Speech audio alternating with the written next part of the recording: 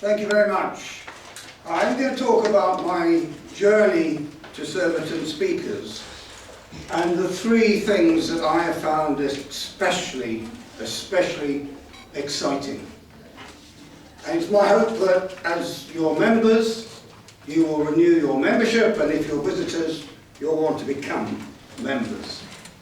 So my journey to Surbiton Speakers some 3¼ years ago started like this. I left my front door, I wandered down the Upper Richmond Road, and I went past the three most interesting buildings in Surbiton.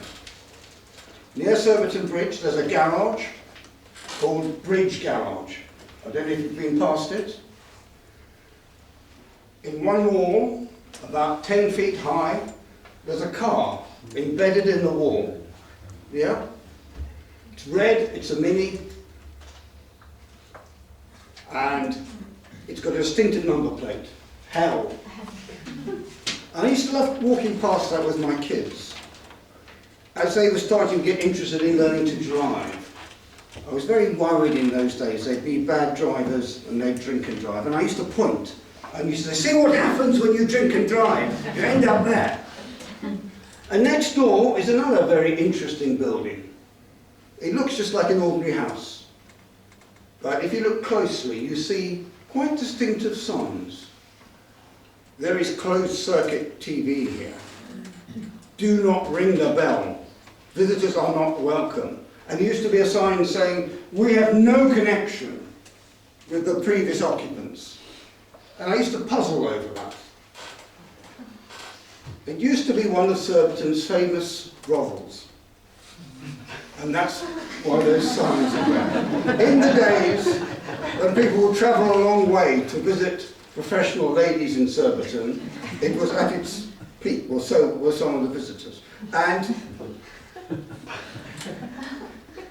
that's what it used to be. In the days when you got rail cards, away day cards, this is where people went for having away days. And about 50 yards on, just past the bridge, you turn right, and there's a building you probably know as the Surbiton Hilton. I know it as the YMCA. And that was where I went to my first meeting of Surbiton Speakers. It's a demonstration meeting, and I was very impressed, and I joined. And there are three things that stood out and stand out for me. Three things I particularly like. Conveniently, they all begin with F. The first one is fun. I find it a great place. There's a spirit of fun, there's energy, it's vibrant, there's laughter. And life is all about looking for laughter. And I'm not totally sure why that is. I think it's something to do with the mix of people. The mix of ages. We've had people from 16 here, and we have older people. Luckily for me, when I got to 39 and a half, I resolved never to get any older. That was a couple of years ago, so I still feel like I kind of fit in. We've got a mixture of careers. We've got people who are housewives. We've got accountants. We've got lawyers. We've got logistics people. We've got project management. We've got all sorts of different people here, which adds, I think, to the fun. You might say we're a very broad church, which is convenient because we actually meet in a church. So a lot of fun and a lot of laughter. The second thing I particularly like is feedback. Now feedback, good quality feedback, is very difficult really to get. As a management consultant, I used to install appraisal systems and personal development reviews. And you know how difficult it is to create and manage feedback that works. You may not recall a book called The 1 Minute Manager, which was a bestseller about 30 years ago. It was all about giving feedback, 1 minute reprimands, 1 minute praises, 1 minute goal setting. There's other work called Courageous Conversations, which is all about giving good feedback. If you watched President Macron and President Trump, There's some lessons there for feedback. Macron praised Trump. They held hands a little bit. They had a little bit of cuddles. So he praised him as a person, but if you listen carefully, he slagged off all his policies. He made a very clear distinction between the person and the presentation, which is what we try to do here. And at that first demonstration meeting, when I listened and watched feedback, I thought, this is interesting. You've got a speaker, and you've got someone evaluating them in public. And they're writing it down in a book. And other people are giving feedback verbally, and also with little notes which they're handing over. And on top of that, back there, the whole thing's been videoed. Wow, so there's 5 bits of feedback you can get at a meeting. And that's, I think, very important and very impressive. And I've benefited from some really helpful feedback.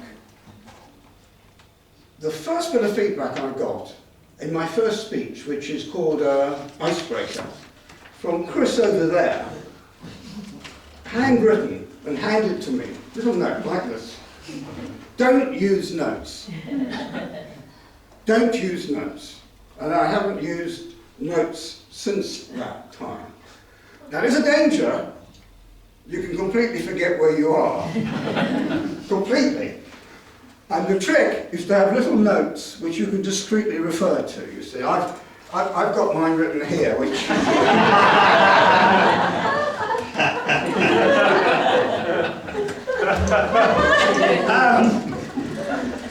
so you can move your place. I had another bit of advice which was quite useful. It said, always remember the power of the pause. And that was very helpful. The third thing I particularly liked is the framework. By the way, the other bit of advice I had was get out of your comfort zone. And I'll come back to that in a moment. So the framework and fear, my third heading. Now, it wasn't so much fear that bothered me, fear of speaking, although we all have that. My fear was the actual framework of Toastmasters. Because when you think about it, it is really very structured. There are distinctive roles. And you all heard the election for people taking particular roles. The types of speeches are very structured. And whilst we all like the idea of change, none of us actually want to change ourselves. So I wasn't totally happy with the idea of having all that structure. But in practice it's been okay. Partly because once you stop using notes, you're improvising and you're feeding your way around topics, a bit like martial arts, which is my hobby.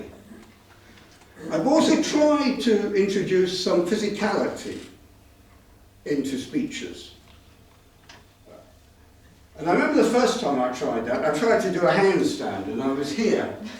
And at that stage, I knew I could just about do a handstand, but I could never predict how I would come down. Because quite often I typically would just fall. And it wasn't the end of the world, but it would have been the end of the world if I'd fallen on a member of the audience. And if I'd sort of fallen aggressively on a lap. And I remember having a catcher sitting there, and I said, if I start to fall too close to the audience, can you just gently push me back? And the other thing with frameworks that's helped me is I've taken some risks. I've done some quite sensitive topics. There was a speech called The Game Changer, G-A-M-E, Gender and Marriage Ending. And that was about same-sex marriage. And that was slightly risky. And when you think how things have moved on now, we have Tom Daley, the Olympic swimmer, having a baby with his male partner. The Scottish Tory leader, whose name I've forgotten, Ruth Davidson, baby with her partner.